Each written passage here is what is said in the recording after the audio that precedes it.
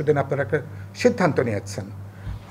আমরা বলেছি আমরা যেমন নির্দিষ্ট অপরাধের বিচার চাই, আমরা গুম খুনের বিচার চাই, 16 বছরের প্রতিটা অপরাধের বিচার আমরা চাই, কিন্তু এই বিচারটা আপনারা এবং আমরা যেমন এখানে যে ঠান্ডা মাথায় যে হত্যাকাণ্ড হয়েছে আমরা যেমন তার বিচার চাই, এবং দলগতভাবেও আমরা আওয়ামী লীগকে আইনগতভাবে তাকে আমরা বিচারিক তৎপরতার মধ্য দিয়ে আমরা সেটারও কিন্তু আমরা বিচার দেখতে চাই। কিন্তু এটা করতে যেয়ে আপনারা এমন সমস্ত এজেন্ডা হাজির করছেন যেগুলোর সাথে রাজনৈতিক দলগুলোর সাথে আপনারা আলোচনা করছেন না, কথা বলছেন না, রাজনৈতিক দলগুলোর মতামত নেবার কোনো প্রয়োজন বোধ করছেন না। আপনারা প্রতিদিন নতুন নতুন ডালা খুলছেন, নতুন নতুন বাক্স আপনারা খুলছেন। কোন বাক্সের মধ্যে কি এজেন্ডা আছে পুরোটা কিন্তু আমাদের কিন্তু জানা নেই। এমন সব বাক্স খুলছেন যে বাক্স বন্ধ করার চাবি সম্ভবত আপনাদের কাছে নাই। এই বাক্সগুলোকে কিভাবে আবার বন্ধ করবেন সেই চাবিগুলো অথবা সেই বুদ্ধি বা কৌশল আছে কিনা আমরা জানি না, কিন্তু এটা আমাদেরকে অনিশ্চিত জায়গায় নিয়ে যাচ্ছে। একজন বিখ্যাত লেখক বলেছিলেন ভারতের যে একজন অন্ধ পথ চলতে পারে যদি তিনি জানেন তিনি কোন দিকে তিনি যাচ্ছেন, কিন্তু কোনো মানুষ যদি সুনির্দিষ্ট যে কোনো ভিশন না থাকে, লক্ষ্য না থাকে, দৃষ্টিমান মানুষও কিন্তু ঠিকমতো কিন্তু পথ চলতে পারে না। সুতরাং আপনি কি বলছেন সরকারকে বলতে চাই, পরিষ্কার করে কথা বলেন, ঝেড়ে কথা বলেন। এবং এখানে আমরা বলেছি বিচার, সংস্কার এবং নির্বাচন এবং এই গণতান্ত্রিক অভিযাত্রায় আমরা সবাই সহযোগী হব।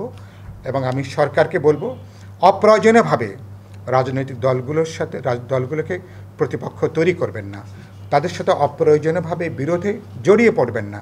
আমরা আপনাদেরকে সমর্থন দিয়ে যাচ্ছি, কিন্তু এই সমর্থনটা শর্তহীন সমর্থন নয়। যখন বুঝবো যে আপনারা জন আকাঙ্ক্ষার পাশে আছেন, জনগণের কল্যাণের পাশে আছেন, গণতান্ত্রিক অভিযাত্রার পক্ষে কাজ করছেন, সমর্থন থাকবে। কিন্তু যদি দেখি যে আপনারা ট্র্যাক হারিয়ে ফেলছেন, আপনারা পথ হারিয়ে ফেলছেন, তখন কিন্তু রাজনৈতিক দল এবং জনগণ তখন কিন্তু আপনাদের বিরুদ্ধেও কিন্তু কথা বলতে তখন কিন্তু বাধ্য হবে। আমি আশা করতে চাই সরকারের শুভবুদ্ধির উদয় হবে। আপনারা মেহেরবানি করে আর নতুন নতুন এজেন্ডা, নতুন নতুন বাক্স আর খোলার চেষ্টা করবেন না। Enough is enough. যেটুকু খুলেছেন এই ঝাঁপিগুলো বন্ধ করার ব্যবস্থা করেন, আলোচনা করেন, কথা বলেন। রাজনৈতিক দল সমাজের গুরুত্বপূর্ণ অংশীজন আস্থায় নিয়ে যাতে আমরা গণতান্ত্রিক উত্তরণের জন্য 16 বছর ধরে আমরা যে গণতান্ত্রিক দায়বদ্ধ ব্যবস্থা অপেক্ষা করছি সে পথে আপনারা হাঁটবেন। জাতীয় কবিতা পরিষদকে আমরা এই যাত্রায় তাদেরকে আমরা খুব সক্রিয়ভাবে একটা সহযোগীর ভূমিকায় তাদেরকে আমরা দেখতে চাই।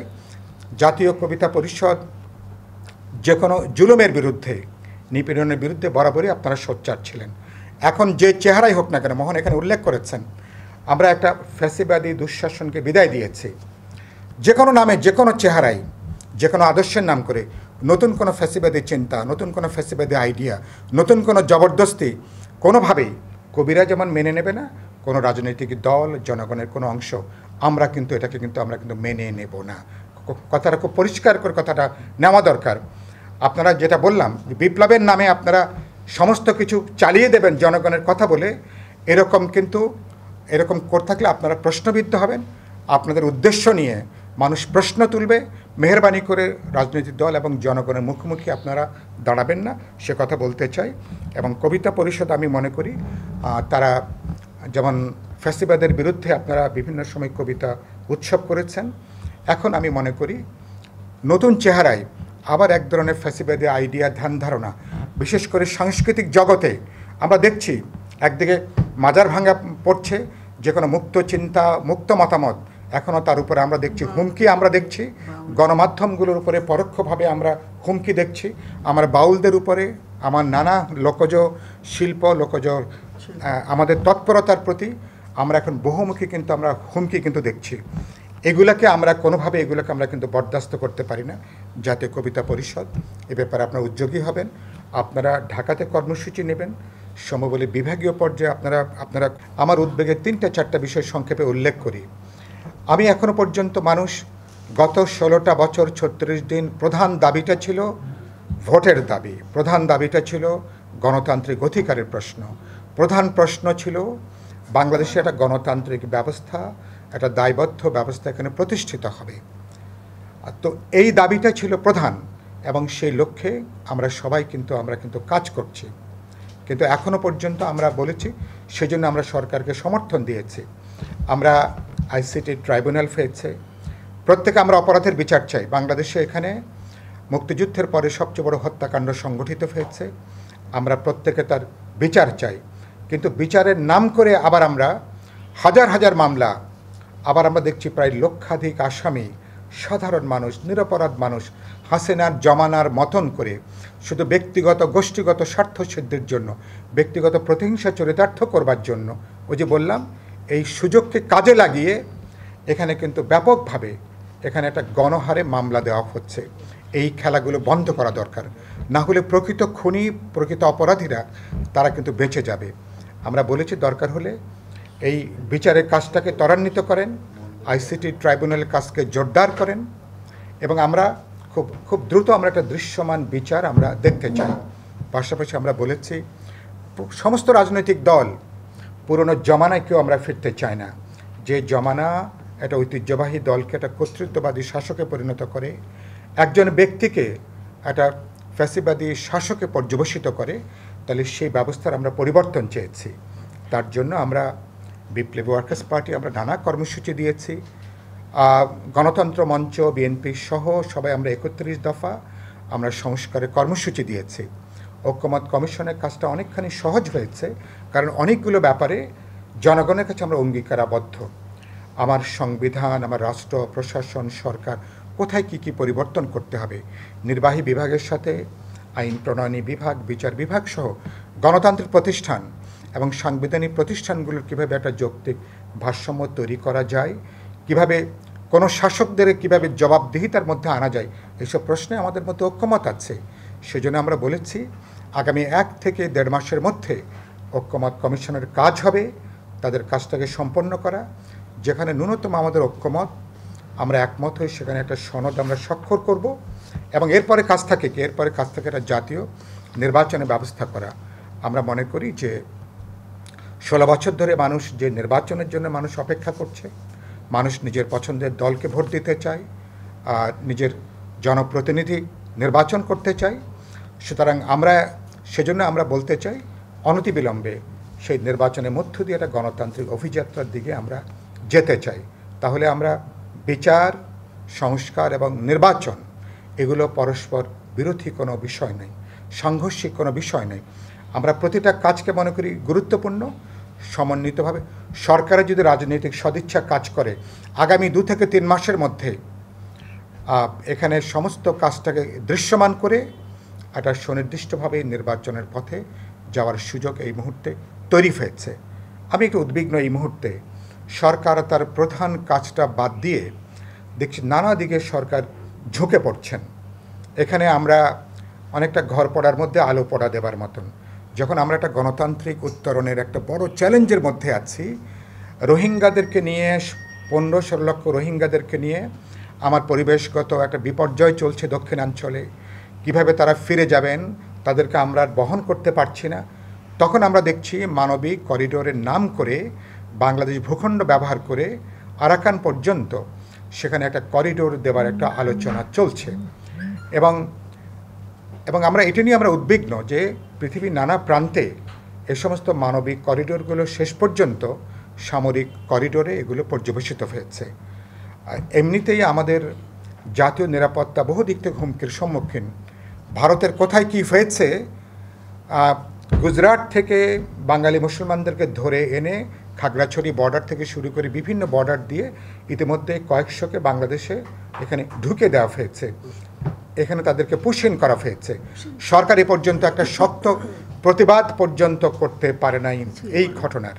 তো আমরা সেজন্য বলেছি ইতিমধ্যে আমরা বহুমাত্রিক সংকটের মধ্যে আমরা, সুতরাং আমরা বাংলাদেশকে ব্যবহার করে কোনো কর্তৃত্ববাদী, কোনো পরাশক্তি, কোনো আধিপত্যবাদী শক্তি যেই চেহারাই হোক না কেন, তারা অনেক সময় তারা মানবিক চেহারা নিয়ে আসে। সুতরাং বাংলাদেশের জাতীয় নিরাপত্তা বিপন্ন হবে, অস্তিত্ব বিপন্ন হবে, আমার সার্বভৌমত্ব বিপন্ন হবে, এরকম কোনো তৎপরতা আমরা কোনো সরকারকে নিশ্চয় আমরা করতে দিতে পারি না। সুতরাং এ ব্যাপারে রাজনৈতিক দলগুলো আমরা সেখানে আমি বিশ্বাস করি এ ব্যাপারে আমরা ঐক্যবদ্ধ। সময়টা এখন খুবই জটিল। এখন সেই জটিল পরিস্থিতিতে আমরা বলেছি যে আপনারা আওয়ামী লীগ এই 9 মাস পরে যারা আমরা এই হলে আছি, বুকে হাত দিয়ে যদি আমরা প্রত্যেকে চিন্তা করি দেশ কোথায় যাচ্ছে, আমরা কি নিশ্চিত করে কেউ বলতে পারবো? আমরা কেউ নিশ্চিত করে বলতে পারবো না। মোহন রায় উল্লেখ করলেন প্রতিটা সংবেদনশীল যে কোনো মানুষের পক্ষে তারা দেশকে নিয়ে উদ্বিগ্ন, ভবিষ্যৎকে নিয়ে উদ্বিগ্ন, এবং আমাদের গৌরবের উত্তরাধিকারগুলো একে একে যেভাবে প্রশ্নবিদ্ধ করা হচ্ছে, আমাদের মুক্তিযুদ্ধ থেকে শুরু করে আমাদের বড় বড় অর্জনগুলোকে যেভাবে প্রশ্নবিদ্ধ হতে শুরু করেছে, এটা নিয়ে নাগরিক হিসাবে আমাদের উদ্বেগ, উৎকণ্ঠা এবং দুশ্চিন্তার জায়গাটা আমাদের বাড়ছে। এটা 9 মাস পরে তো এরকমটা হওয়ার কথা ছিল না। এবং সেক্ষেত্রে আমরা দেখছি যে ইতিমধ্যে সরকার বলতে পারেন 3টা তত্ত্বাবধায়ক সরকারের যে মেয়াদকাল 3 মাস করে যদি ধরি, 3টা তত্ত্বাবধায়ক সরকারের মেয়াদকাল সরকার পার করে আসছেন, কিন্তু এখনো পর্যন্ত জনমানুষের কোনো আস্থার জায়গাটা এখনো পর্যন্ত সরকার অর্জন করতে পারছেন না। অথচ রাজনৈতিক দলগুলো আমরা সরকারকে এক কাট্টা সমর্থন জুগিয়ে আসছে, মানুষ সরকারকে সমর্থন জুগিয়ে আসছে। কারণটা কি? আমরা সবাই নিশ্চয়ই আমরা চিন্তাগ্রস্ত। আমরা দেখছি এক সরকারের মধ্যে অনেকগুলো সরকার যেন কাজ করছে, ঘরের মধ্যে যেন অনেকগুলো ঘর একসাথে কাজ করছে, এবং এখনো পর্যন্ত মানুষের জানমালের নিরাপত্তা বিধান হয়নি, জীবন জীবিকা এখনো পর্যন্ত তার নিশ্চিত হয়নি। এখনো পর্যন্ত মানুষ যে কোনো সময় কোথায় কখন কার বাড়ি, কার দোকান এবং কার ঠিকানায় কে কখন হামলে পড়বে, কোন মব সন্ত্রাস কখন কার উপরে ঝাঁপিয়ে পড়বে, এ ব্যাপারে প্রত্যেকে কিন্তু উদ্বেগের ভিতরে কিন্তু আছে।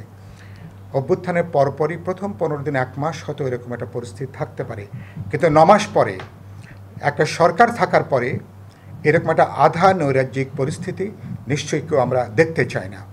এরকম পরিস্থিতি অনিশ্চিত সময়ের জন্য নিশ্চয়ই কোনো নাগরিক হিসাবে এটাকে আমরা বরদাস্ত করতে আমরা রাজি না। আমরা তো সেদিক থেকে আমরা দেখছি যে অভ্যুত্থান হয়েছে, কিন্তু অভ্যুত্থানকে যারা বিপ্লব বলছেন ভালো, কিন্তু বিপ্লবের নামে আমরা দেখছি কাজ এবং অকাজ সব কিছুকে জায়েজ করা হচ্ছে, তাদের নানা তৎপরতা, এবং দেখছি যে দেশ এবং জনগণের এজেন্ডার বাইরেও বিভিন্ন গোষ্ঠীর, বিভিন্ন অংশের, বিভিন্ন ব্যক্তির নানা এজেন্ডা নিয়ে যার যখন যেমন খুশি, ওই যে আছে না ড্রেস অ্যাজ ইউ লাইক, যে যেমন খুশি পড়ো, যেমন খুশি নাচো, এরকম একটা বেপরোয়া তৎপরতা এখনো পর্যন্ত আমরা লক্ষ্য করেছি।